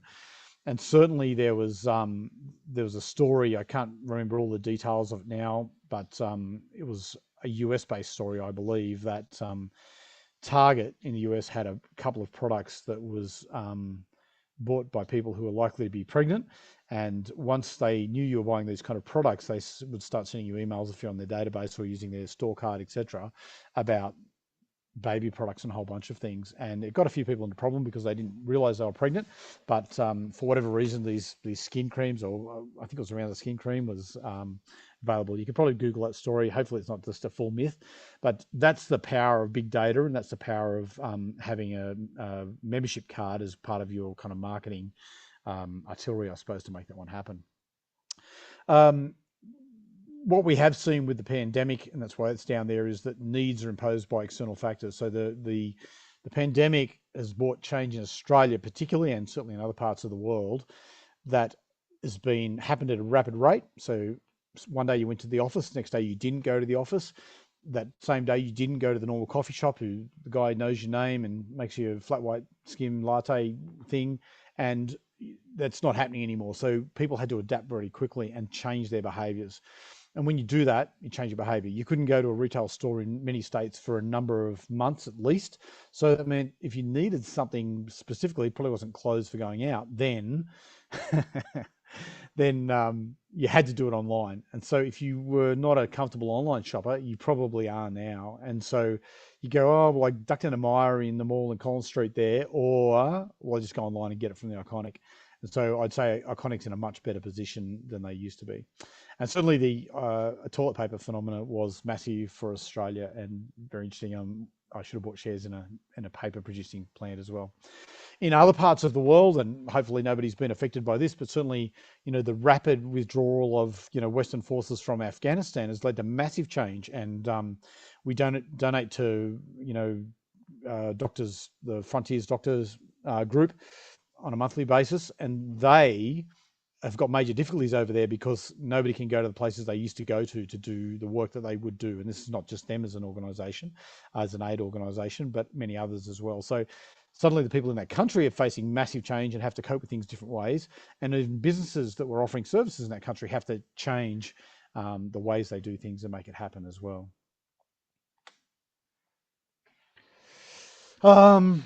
Good. So a couple of other examples here as well, and I will try to speed it up because we're dragging on. Just when I thought I'd cut the content out of tonight a little bit. So customers set the agenda, and for you guys, if you believe you shouldn't shop the way that you shop, ultimately you'll be looking for opportunities to change that. So today, when I was having difficulties with Telstra and through Boost, as it was, I've already Googled other providers that use the Telstra network, and I've got a couple of names there which I might follow up on. But that was that quick, and it could do it that quickly. And we're only talking, we've got a household phone bill of maybe, I don't know, $150 a month. It's a bit, it's not insignificant, but it's a bit. And I could move that to another supplier very, very quickly. And so that's the tension thing. So if you don't provide good service to your customers, then tension exists and they're going to look for ways to shop with other people. I would guess on the whole that Iconic customers are very, very sticky to them. I would think that Cinema and Bathurst customers take it or leave it, or get a new subscription TVs thing instead of going to the cinema, because they don't really care that much. They're not engaged enough to make that happen. And there's tension there. They go, oh, let's go to Sydney and see the movies down there where we have lots of choice on what's going on. So think about how that would play. And there's a great article here, which is what this link is here, from Roy Morgan. Roy Morgan offers a research tool called Single Choice. Single Choice, Sole Choice, what's it called? Oh, I've forgotten that. Anyhow, Single Source. And they profile Australians shopping a whole bunch of stuff. You pay for their services, but it's a very valuable source. Lots of companies do use it to do their segmentation, etc., and understand lots about the customers. But they're just talking about emerging banking needs for a particular audience that earns more than $200,000 a year and likely to have $1 million in savings and investments. And these are the people, these are the early adopters and innovators that are likely to be supporting the new digital online banks who are doing things differently to what your traditional slow-moving Big Four style bank is doing. So a great article about that. And the key point for me is that the consumers are looking for a frictionless revolution. And if anybody here in this group's again spoken to one of their big four banks in the last 6 months or so, you'll know it's not frictionless to deal with them at all. So we're looking for new ways to do things there. So that's customers. That demographic is so interesting, though. The high earning, like It's interesting. huge, like I don't meet other many people like aspects of that, it. but No, in theory, they're probably very important customers.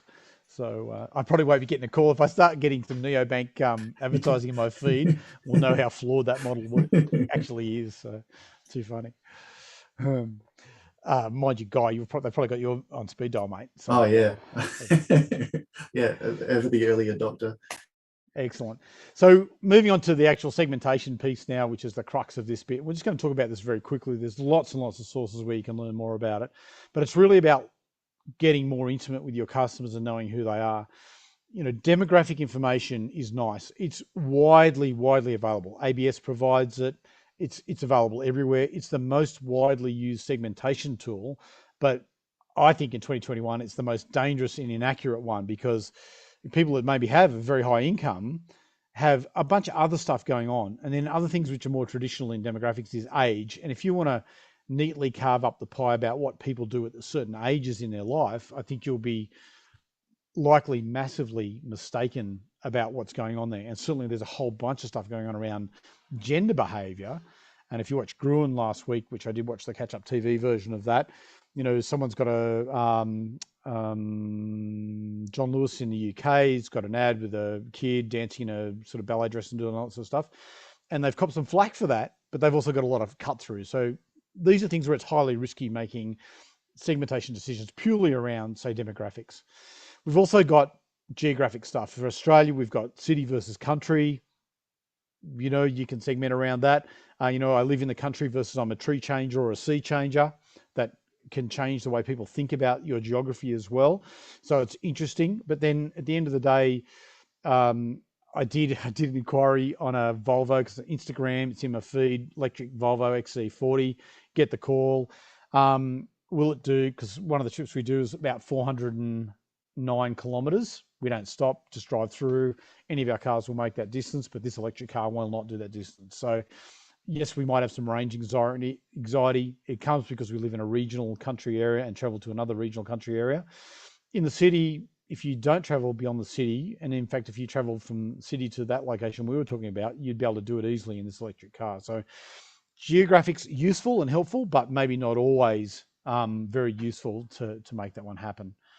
I think John Lewis also launched their Christmas advert just the other day as well, so you can have a Google search for that and have a look out for that one. Probably the most powerful two aspects of segmentation here is psychographics, so attitude, activities, opinions, values. These are much harder to get from people. People will tell you how old they are, how much money they earn, how many kids they've got. That's easy. The census collects that data every 4 years or so. But psychographics are much harder for people to give up, or they're less likely to, but it's far more valuable. And we, particularly at our household here, have a bit of an interest in sustainability and the I don't want to just characterize it as a carbon story, but we've been off grid here for 8 years. We live completely off grid. My end of this Zoom show is coming to you carbon neutral for sure.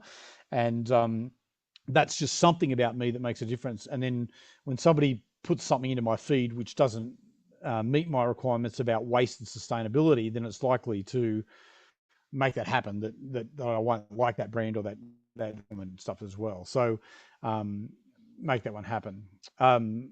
The next one there is behavioral. So this is about things that you do. So if you shop online, your behavior is about shopping online. And if you shop online once a week, once a day, once an hour, then that's a behavior that you've got.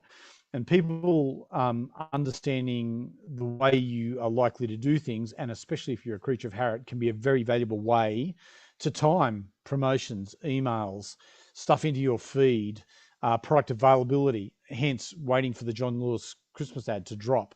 That's a behavioral thing. If you're looking out for that, then you're on the lookout for that. And if somebody, the Iconic could come up with a headline that says, it's not John Lewis, but it's as much more fun, you would probably watch and see that particular piece of stuff too.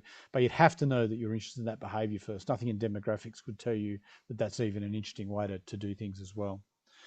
Down the bottom of the page there, and there's another link there to some sources on customer profiling. Customer profiling is a massively powerful way to visualize what customers look and kind of feel like to a certain extent. And that's useful to bring your team along the rail. It's useful if you want to brief an agency of some sort. It's useful if the agency is briefing you, so you can kind of line that up with what you think your customers look like as well. It's, for me, I sort of see it, and this is a very physical, old school, tangible way to do it, is, I want to be able to identify my people. If I walk down the street and go, oh yes, you'd be in, you'd be out, you'd be appalled by that, you'd love it, that kind of look. But, the persona thing is very much about capturing those kind of ideas and getting your head around those sort of things. So we've got two graphic ones there to set the scene for that. They're off that link. You can find the sources there as well. And in this case here, they've probably used research to come up with these particular words and sort of done the word cloudy kind of thing. And if we just deal with the guy on the left there first, so he's interested in, or maybe works around marketing, so he's informed on front, so don't try and pull the wool over his eyes. He's a problem solver. So maybe also we could talk to him through a series of a bit of a gamification of our product, and he would look to solve the problem and get to the end. Smart, balanced, is manager, self-reliant. So he doesn't rely on Google to give him tips on how to dress, for example. Savvy, so, and just take that as being well-informed, fits in with the expert thing. And creative, so likes to express himself. And if you think about that from a person, then that pictures a lot about how you might communicate to him, the kind of products, the places he might shop, the kind of language he might use, the jargon he might use in his conversations and stuff as well. Likewise for the girl on the right-hand side of that shot there as well. The thing that most captures me about her is she's got a great and expensive piece of art on her arm. She's also wearing a sleeveless shirt particularly. So she's proud. She's very proud of that piece of artwork and she wants to show that off. So if you diss her about what that artwork's about, then you're going to be offside with her immediately. She's smart. She's educated. She's like many of people doing this course tonight. And she knows her way around things. So very good. So these are great things to capture. And we're going to have a quick look at another example of this also. This particular point here is about the customer journey in the media day. Rarely will it be entirely a digital journey. And I've got an example down there, which I'm going to run through in a second. So you need to, mapping out a media day or a customer journey. A customer journey is more about the chance to buy something. And we use a model often called the attention, interest, desire, action model. Keep an eye out for that one. And this model, as shown in the inverted pyramid on the other side there, also talks about support, loyalty, and advocacy. I think the advocacy thing's a really nice way to capture things, because not everyone is an advocate for everything, but for Apple products, for Harley Davidson, maybe me for the Iconic, then we actually got to that point where you would use them again and again, and you would tell other people to use them again and again. And many customer service surveys you do, so SurveyMonkey, LinkedIn, TripAdvisor, hotel, booking.com, would you recommend this to someone else? Rate it 9 out of 10, you're probably an advocate for that particular brand. But you don't just start out being an advocate, you've got to start at the top of that funnel and kind of work your way down through it. And the other answer to that is, if you don't even know a brand, a product or service exists, you can't be an advocate for it. You don't know that it exists. So this model here is really about mapping people through this thing. And we're going to get into that further next week for the day.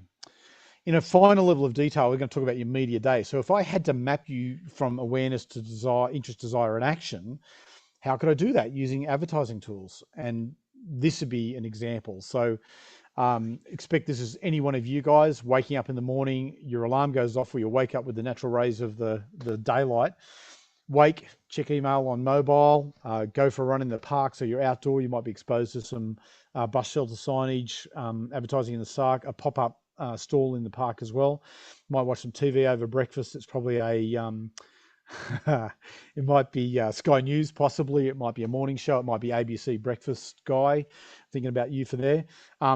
First thing in the day, we've got a Zoom-based meeting. Not many advertising opportunities there, but we might see if Todd Sampson was on the Zoom, he might have a promoted T-shirt on that, be a way to reaching into our consciousness about a product or a cause or something, if it was Tom Sanson for sure. We're going to check our social media at our morning tea break. We might do that in the house or out of the house because we're working at home at the moment. We're back to our internet desktop. We're doing emails, so we could get some emails from the Iconic here and respond to them or file them for later. We're probably doing some searches, so not within Google, and the joy of Google is there's no advertising on the front page, but when you searched, advertising's popping up there to make that one happen. And we've got some other online news sources which you might be using because you might not be using traditional media for your news sources these days. We might take our pet, I just said dog there because we have dogs, but take your pet outdoor for another walk into a different area. Again, suppose some outdoor stuff, some pop-up stalls, possibly shops, bit of skywriting, flying overhead. If you live near the beaches, they do a bit of that over summertime. We might have a snack, so the food packaging could also carry a message to us as well. Certainly the fact that it was recycling is a message that we should put in the recycling rather than in the landfill container. If we have a partner, they might arrive home. They're going to bring some word of mouth endorsements from people they've spoken with during the day because they've been outside of the household space. They might bring some catalogs in from the mailbox. They might have some referrals from friend. Oh yeah, Joe heard about this new building material. Let's put it around our garden, whatever it might be as well. We jump on the couch, we do some research on our phones or iPads possibly about our weekend travel plans. So we're then on TripAdvisor website, possibly Webjet because we're booking some transport or Skis R Us. I've just turned that as a generic, entertainment-based website, whatever it might be as well. Some takeaway food delivered. So maybe Doorway Dash or Dash, whatever it was called earlier, is going to promote that they need some drivers. It might be a new job opportunity for us as well. We spend some more time on watching some current affairs shows on commercial TV, but more than likely with our mobile phone in our hand, possibly checking social media feeds, doing other things, emails again. We might watch some subscription TV or catch-up TV, which again limits or changes the way advertising is delivered to us as well. We then spend some time chatting to confirm our weekend plans, final searches, booking platforms, etc. Do a social media check before we go to sleep in case we have a bit of FOMO, and then we go to sleep. That's a kind of a what if media day for hopefully, some random people. There you go. Bing homepage has got online news. Nicole is the Bing user. Well done. And everybody has different sources of stuff. And so this customer journey, kind of media mapping idea is about where are your consumers at any different part of the day and how can we reach into their space and communicate to them.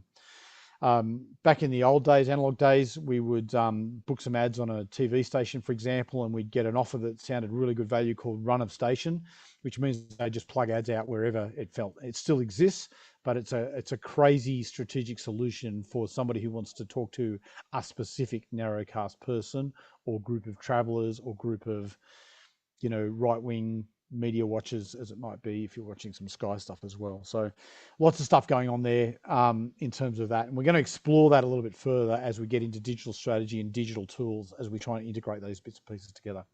So there you go. Moving a bit more quickly too, because I do believe I've taken up probably way too much of your time. So we're going to jump further that. Don't worry too much about the fact that you're spending a lot of your time. It's all recorded. If people need to leave, they're more than welcome, and they can catch up later. And you bang on with the ABC morning shows. There you go too, and I don't mind a bit of that myself. So when I get to do that.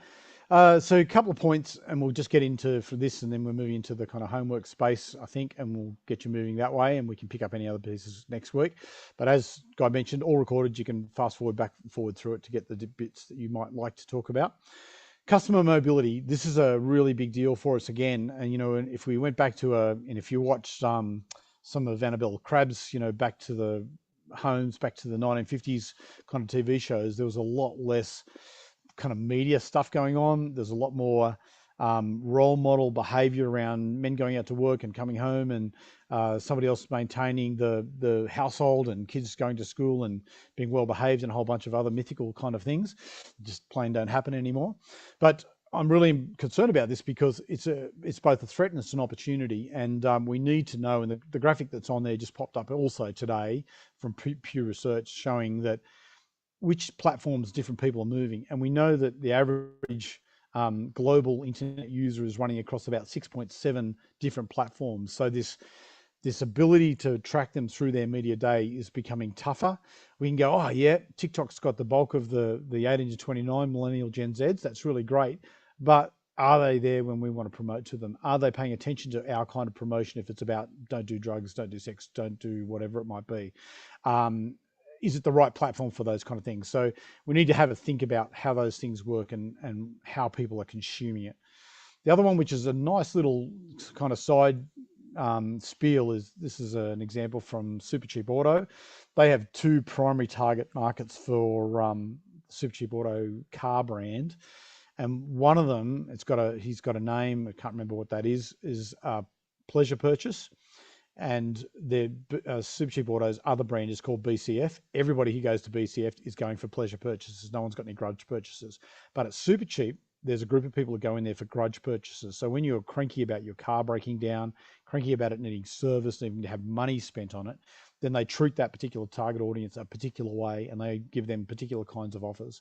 So something else to think about is how is your consumer interacting with your brand and what is their motivation for doing that? So if you've got a broken down car and you're a bit cranky, then that's really important for you. And then when you're going fishing for the weekend with your best mates, it's a whole different story. And so your attitude to the way you're prompted, how you walked through that journey to get to that new kayak or fishing rod or whatever it might be you need is going to be different. So have a think about that. And we're looking for when are they going to be receptive to your offer. And, if you do things during, the state of origin night, getting an ad mid-state origin in the first ad after half time might be hugely valued for a very specific audience. Everyone else just falls into the background for that. And in fact, last weekend, the block final auction night dominated television. So if you advertised, wacky slot in Bachelor on Channel 10, probably next to no one was watching or paying attention to that particular ad because they were flicking channels or they were social mediaing while they were watching a show as well. Lots of different things as well. So some of the digital moving stuff happening. There's an example there from Social Sprout. Social Sprout's a management tool to help you with your social stuff. Have a look at that, but they've also got a list of digital marketing tools there. Clearly, TikTok's a mover for businesses. Some businesses are doing okay, but I think there's a long way to run with businesses getting all over the top of TikTok and reaching out to its billion users as it would be. So there's a long way to run there. You need to work out how to do that. I think product integration into people's TikTok. So just trying to think of some stuff. Fair and Dinkham's a brand which seems to pop up on shirts, etc., and stuff in that. Certainly in some of the stuff I see, Land Cruiser, so Toyota's Land Cruiser and John Deere doing quite well. As might be some clothing brands possibly. Purely because it's product integrated into random citizens, so it's consumer generated content working okay for them as well. There's a newish platform called Clubhouse, which is open to the public now. You can get into that, but it's audio only. Probably got some issues going on there, but it's an interesting experiment to see how it's growing and how can people get involved with it. And would you get people involved in chats there to spruik particular problems that your company has a solution to? Possibly. Don't know how that will evolve to. Just tripped across this one. Triller is actually hiring celebs from both TikTok and Snapchat to do stuff on Triller, which is an LA-based social media platform with some growth, but not much outside of California at this particular stage. Another thing which is a mover, but it's problematic for people, is Apple's new iOS system.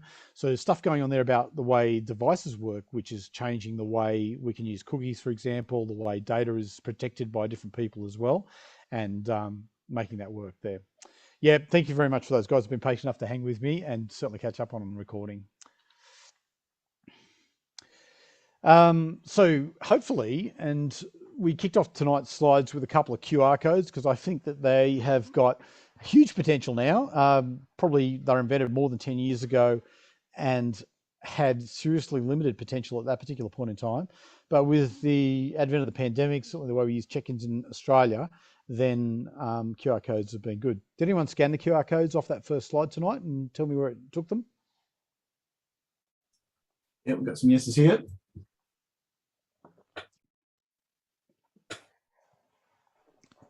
Very good. YouTube, course website and YouTube. Yeah, excellent. So thanks for that, John. So it actually worked, which is a bonus kind of thing. So these were just trial ones which you could use. There's a bit of formatting you can do with them. But again, from a digital tool perspective, if you can kind of cut through the noise and take people from being vaguely interested in your product or aware of it through to a homepage where you can enroll, sign up, apply, experience, then that's pretty valuable. So that's a bit of stuff that's going on that. QR codes are hackable apparently and can be faked and can be problematic for your use also. So keep that in mind if you see someone sticky taping a QR code over the top of something that looks a bit legitimate, or if random ones come up in your email feed, for example. But anyhow, nevertheless, powerful one. And we sent this to Facebook Getting Smarter page where there's a bit of stuff about this course, and also to IT Masters YouTube page using this particular one as well. A couple other points here is that SEO and SEM are largely matured fields. There's experts in this space that know a huge amount how that happens. There's apps that can help you do SEO, particularly for your website, but it's a dynamic and fluid field. Anytime anybody changes an algorithm, then your SEO is likely to falter in that space as well. Talking about responsive websites, I think that's probably all we need to do that one there. Cool.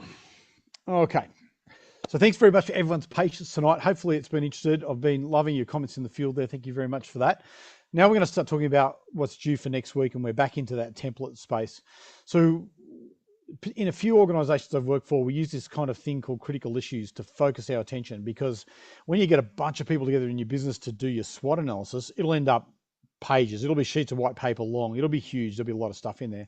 Can you address all these things in the next iteration of, in our case, a communications plan? Of course you can't. So what we like to do, and what you're going to do for next week out of your SWOT analysis, is rake through it. And if you think about raking through it with your fingers and picking out the kind of nuggets, the things that you need to either leverage because they're an awesome opportunity, or you need to knock on the head or reposition yourself because they're a serious threat to how you go forward, they need to be captured in your critical issues. So it's quite a simple thing, but it's very focusing for the team, and it's massively focusing for your plan as you go forward. So coming out of the SWOT, we're looking for 1 or 2, possibly 3 things that are really going to provide a must fix from a communication perspective, in this case, through digital platforms for our plan. The next thing that you're going to do, and this comes off the back of our customer discussion tonight, is, and you can use a table like this, you can use more of a persona style thing. We've got some people who are on here tonight who have done some awesome personas for me in the past, and they're very good at using those, and I hope they're a great tool for communicating within their organizations about who we're talking to, briefing agents, and a whole bunch of things. We've just done one here, and on the left-hand side, there's just a list of parameters you might use, because you've got the 4 kind of segmentation variables, which are the mainstream things, but there's other questions you can ask about people to help understand them as well. This one was done years and years ago for a coffee space in a metropolitan area as well. And so we had a name for them, and they were called Eco Coffee Heads back at the time, and fair trade coffee was kind of new and evolving, and people were quite passionate about it at the time as well. Demographics, we had a uni education, and one of the things in Australia that jumps out is that the more highly educated you are in this country particularly, and it probably plays out in other countries, it's likely that your socioeconomic status will be higher as well. So your income earning ability is higher. And that impacts the way we price coffee for a market that wants a premium, or what we're going to call premium coffee, because it's fair trade and it costs more to get it in the first place. So it's an important part of demographics. They were single. They were not relying on other people to help make decisions. And we know that in household relationships, there's usually a pivotal decision maker, often the woman or the wife, that is influential in I think it's 75 to 80% of all decisions made by that household about anything. But they're single, so they're independent decision makers largely, or influenced by their friends. Geographics, they live on the southeastern seaboard of Australia, which also is where 8% of the Australian population lives. So no exciting stats there, other than they're easy to reach because they're close. We don't need a national campaign to reach them. We just need a geographically southeastern seaboard based campaign to reach them. Psychographics, they had an emerging concern for the environment. They'd watched the good. So my memory's fading. What was the first film that came out about the environment, really, that got a lot of traction to it? Inconvenient Truth. President. Say again? Inconvenient Truth. Thank you. Mark's onto it. Guys onto it. My brain's fading on that front. But there you go. So they're probably looking at chips like that. and they might have attended some stuff, or they would have been part of, and this was early days, some basic online groups expressing concern for environment as well. Behavioural, they liked their cafe lifestyle. They were in cafes on a regular basis. They did regularly work from home, so they already had flexit jobs. Maybe they were a bit contractual or consultant based in the way they worked as well. What's bought? Fair trade. So it's kind of, they wanted a non-standard. They don't want you run a mill. There was no way that they were back in these days going to buy a coffee from the newly launched McCafe at that particular point in time. They shop from cafes or somewhere where there's identified barista delivering the goods in terms of their coffee fixes week. It's probably 3 times a week, which largely would have been, again, back then would have been really high, reasonably high volume for this kind of behavior. Probably these days it's low volume on that scale of things. Value expectations, and this again helps kind of pigeonhole them a bit into what they're prepared to transact for this. But it's premium service, and it's more about the service and the banter with the barista and the brand, sub-branding of the coffee that they get, and price is not the be-all and end-all. And I noticed today there's been a range of articles popped out about the cost of probably coffee in Melbourne, coming out of lockdown. Different coffee costs got up, cost of labour's going up. So there's a whole conversation going on about that. So nearly everyone tomorrow in Melbourne buying coffee will think they might have to pay a bit more for their coffee. So some people will go, well, I'm looking for a cheaper one. Other people will go, well, fair thing, I'm going to punt up because I love my coffee. I love my barista to make that happen. Some market stats here. They're about 25% of the coffee drinking market, and they're growing at a rate of about 10% per annum. So we had some stuff behind that as well. We know that they use Twitter specifically, a little bit of Instagram. Instagram wasn't as big back then by a long shot, and because of their professional status, they were checking out LinkedIn as well. They're primarily mobile based also. Definitely these guys are probably adopters of the first iPhones that came out for sure. They're non-digital channels. They use public transport. They're outdoor quite a lot. They follow coffee blogs. They use subscription TV to get things. And part of their profile is they're more potentially an urban Gen Y than anyone else. So, you know, that's just one example. It's just one kind of vertical way to describe these kind of people there. So we've just tried to capture that and this is not about my product, which we talked about earlier, but this is about a would-be for a coffee-based business to make things happen. So for your homework next week, you need to dig into this next column of this screen and come up with this kind of level of detail, or a picture or a graphic, or put some photos in as well. Do what you like to make it as creative as you want, to talk about who your customer is and make that work out. And then, and the last thing that we're going to talk about tonight, and you can just start thinking about these, but we'll get more confirmation into them next week, is what would you like that customer group to do for you? And it's interesting, most people go, well, what's the business going to do for me? I'm the customer.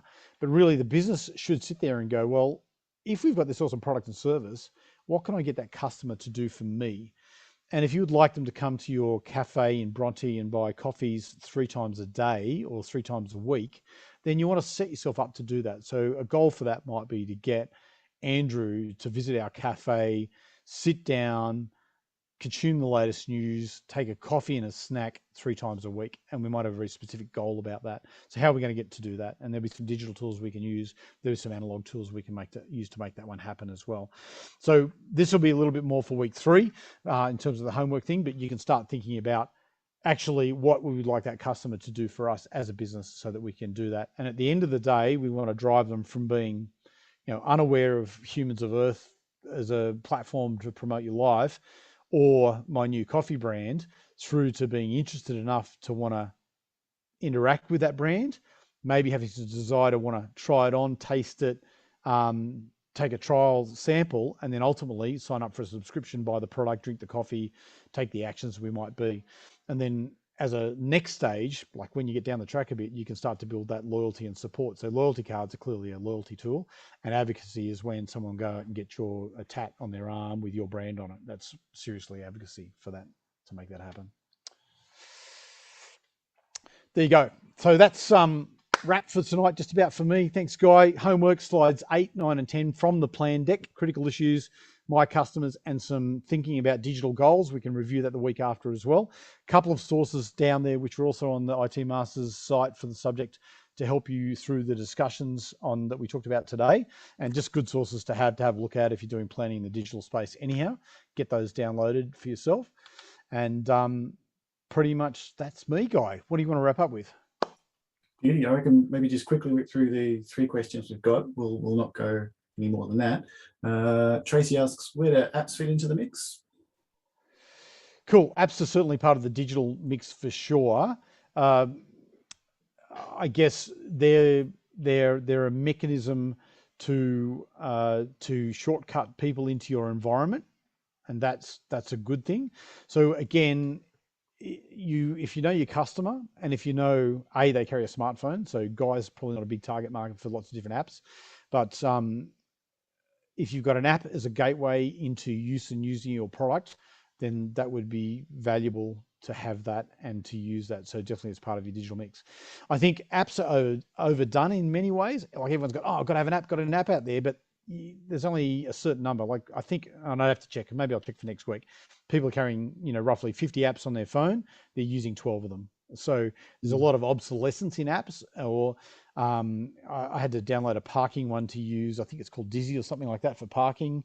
And I've used it once, but you had to sign up and you had to go through it. And at the end of the day, I'm bored with it. Probably won't use it again or park with them again through the use of that app. So apps are definitely part of the digital mix. Again, knowing your customer decides whether you want to do that. Certainly for relationship-based marketing, customers who know you that are in that interest, desire, action thing, apps might be super valuable to you maintaining that relationship and maintaining the cash flows associated with it. So good question. A huge cost associated with keeping them updated and so many obsolescence issues. Certainly across platforms as well. That's difficult if you want them to work well. But nevertheless, we do a bit of Airbnb stuff in terms of hosting a couple of properties, and the Airbnb app is our lifeblood. Couldn't do without it. And in fact, if you didn't have it, we'd be using something else instead. Linda's wondering about social media, critical for most businesses, but following on from that initial contact, how many customers would like to have face-to-face contact? Is that changing? For sure. So I think, I would still say that, I sort of said that websites are for everybody. It doesn't matter what sort of business you have. Social media is not for everybody at this stage. There'll be places where social media won't necessarily add value to what you're doing. And an example, which is probably pretty close to home, Guy, and not to be meant in a negative way, is IT Masters has an Instagram account, but it's had really low traffic. Probably IT Masters may have done more to use it, but I don't think people are going to Instagram to find out about courses.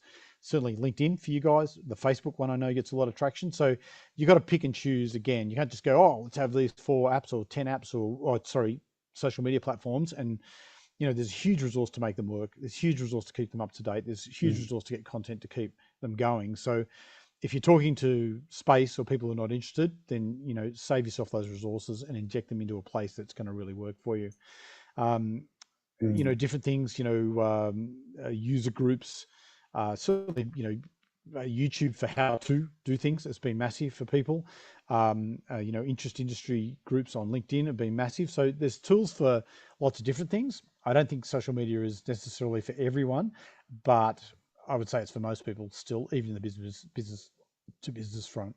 Yeah, it's been super interesting. This short course program is probably a major marketing spend as IT Masters, not necessarily Charles Sturt University.